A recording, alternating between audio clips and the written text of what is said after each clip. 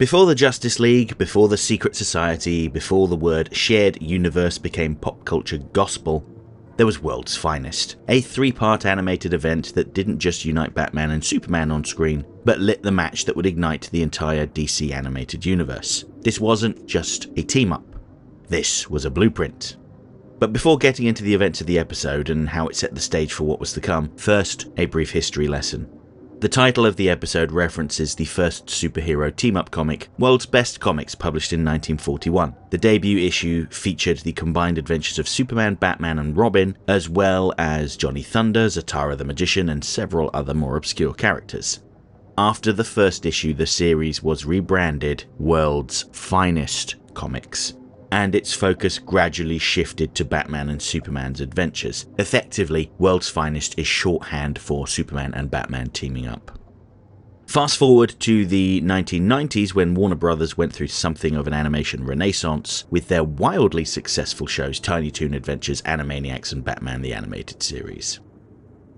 When the creative team behind BTAS started out, they weren't thinking about an interconnected universe. They just hoped that the show would survive.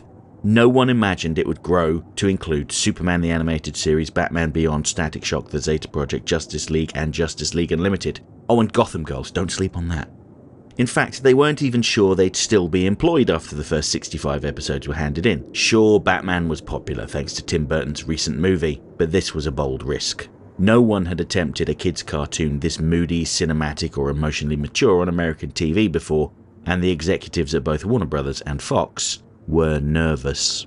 While the gamble paid off, the creative team became restless after crunching through the first 65 episodes. A further 20 episodes rebranded as The Adventures of Batman and Robin, and a movie. As such, many of the key players departed for other projects, while those that remained wanted to work on something completely different. And Superman the Animated Series was a pretty big departure from what we'd seen before. One of the biggest shifts from BTAS to STAS was the embrace of sequential storytelling, and by that I mean the way that one episode led into another and the other and so on. Batman had been largely episodic, practically allergic to continuity really, with episodes airing out of order and with very little narrative overlap. But Superman changed that, and a perfect example of that change is World's Finest, the 3-part crossover that not only brought Batman into Superman's world, but it cemented the foundation of the DC animated universe. Today it's easy to take the DCAU sprawling continuity for granted, but back then nothing was guaranteed.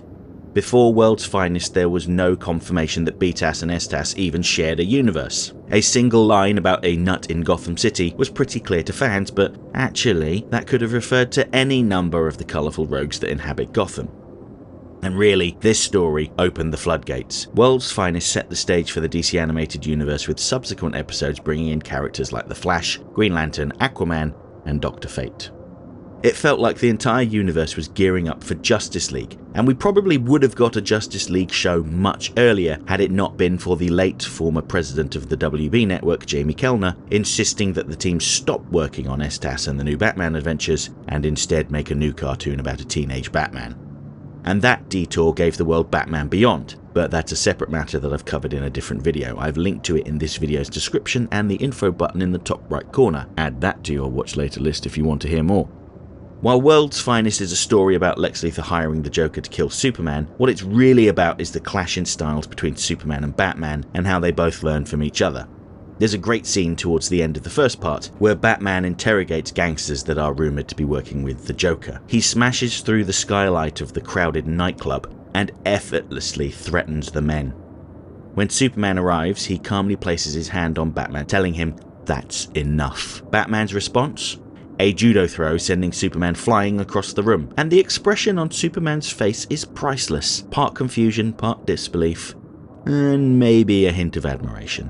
Batman uses his cunning to level the playing field. In the most Batman scene of all time, Batman secretly plants a tracker on Superman and follows him home. When Superman realizes, he looks out the window to see Batman spying on him with a pair of binoculars. Batman smiles at him and smugly gestures before heading off into the night.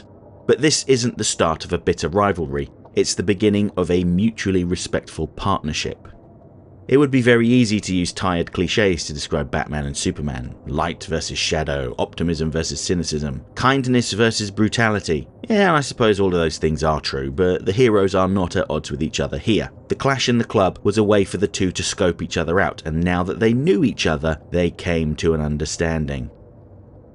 And this story takes a similar approach with Lex Luthor and the Joker. Their relationship mirrors that of Batman and Superman, but it's inverted and more mean-spirited. They start out relatively respectful, but rapidly devolve into betrayal and attempted murder.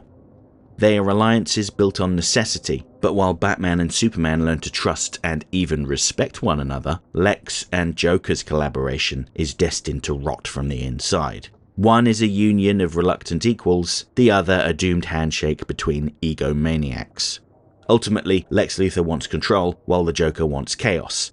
Their shared goal, the death of Superman, is merely a stepping stone to their individual obsessions. Joker needs money, Lex has lots of it. Lex needs Superman dead, Joker has the means to do it. The similarities between the two are made even more obvious by the fact that they've both got agile fist-fighting henchwomen, Harley Quinn and Mercy Graves. The two fight to a standstill with neither side winning and both taking a battering, which is fitting, I suppose, given that they're both DCAU original characters. While Luthor initially mocks the Joker for not being able to deal with a mortal in a costume, the Joker proves how serious he is by playing his hand, a statue made of solid kryptonite, mistaken for jade.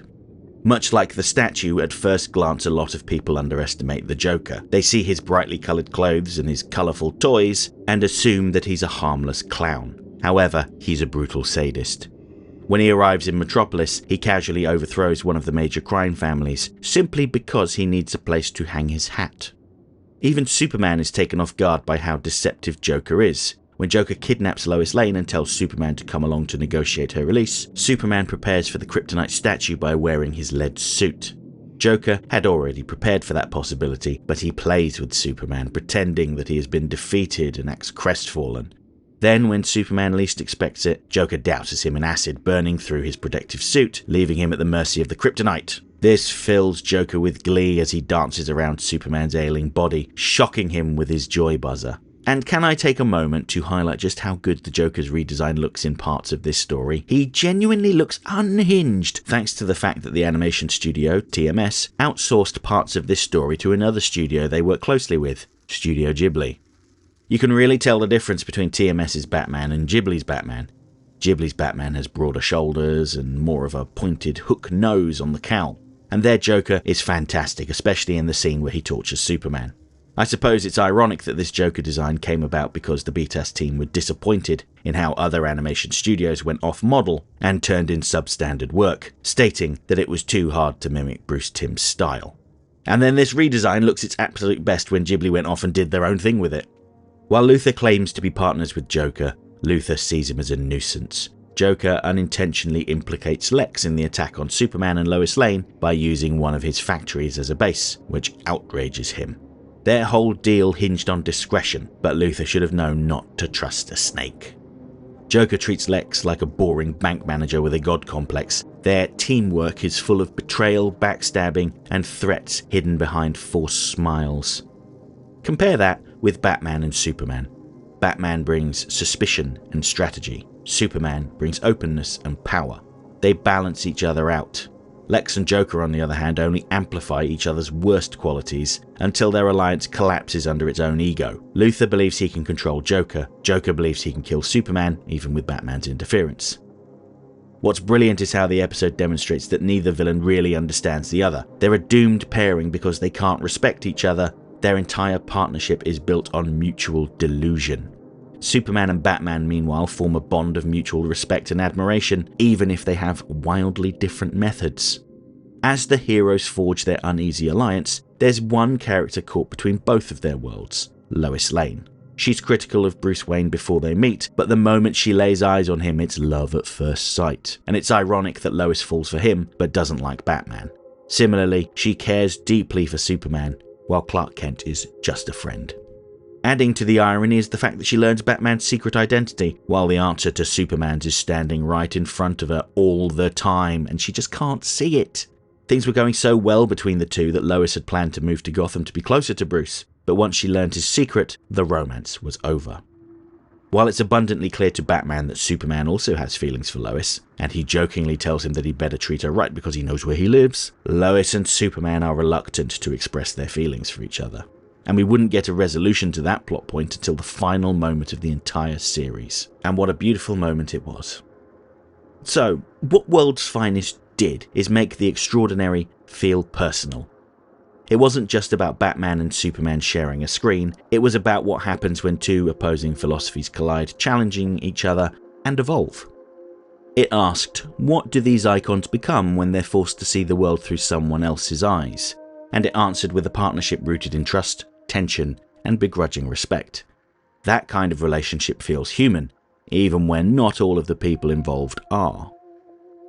World's Finest wasn't just a crossover, it was a mission statement. It proved that Superman's hope and Batman's grit could occupy the same world without cancelling each other out. And that's the real magic of World's Finest. It didn't just show us what these characters could do, it showed us what they could become together. It asked whether trust can grow in the shadows of suspicion, whether power can respect restraint, whether a partnership can form between two men who have every reason not to work together, but do so anyway. And it wasn't because they had to, but because they chose to. It shows us that villains could clash just as beautifully as heroes could unite, setting the tone for everything that came later on. Part of the reason why the DCAU has endured is that at its core, it's about people. And World's Finest was the spark that started it all. Everything else was inevitable. Okay, that's it for this week's essay. If you liked the video, don't forget to like, share, subscribe, leave a comment, tell all your friends about me. You know how YouTube works. If you really enjoyed the video and have the means, please consider making use of the thanks button to send a buck or two my way, because every little helps. I offer channel memberships for $1.99 a month. This will get you early access to my weekly video essay, priority responses to your comments, members-only videos, custom emojis, and an icon on your profile indicating that you're one of my people. And special thanks to my channel members. Everyone who was a member at the time of this video's creation is listed on the screen right now. If you want to see your name amongst all these wonderful people, join the channel now.